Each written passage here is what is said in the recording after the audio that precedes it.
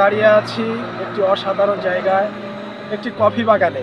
আমরা সবাই কিন্তু কফি খাই, কিন্তু কফি বাগানে দাঁড়িয়ে কথা বলার সৌভাগ্য কয়জনেরই বা হয়।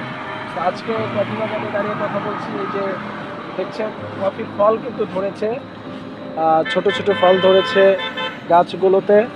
গাছের এই যে প্রত্যেকটা গাছেই কিন্তু ফল ধরেছে, প্রত্যেকটা গাছেই কিন্তু ফল ধরেছে, মানে প্রচুর পরিমাণে ফল ধরেছে। উৎপাদন সত্যি বিস্ময়কর, অবাক হচ্ছি।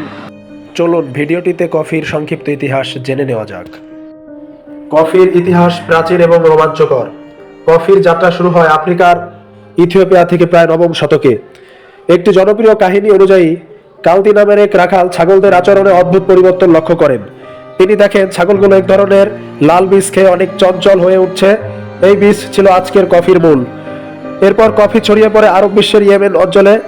1500 শতকে ইয়েমেনের সুফি সাধুরা রাত জাগার জন্য কফি পান করতেন।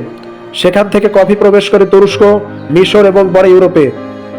কফির গাছ দেখতে মাঝারি আকৃতির, সাধারণত 3 থেকে 5 মিটার লম্বা হয়।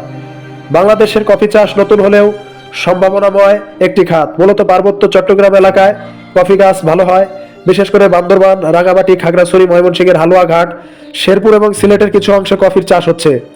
বাংলাদেশের মাটি ও আবহাওয়া কফির জন্য উপযোগী।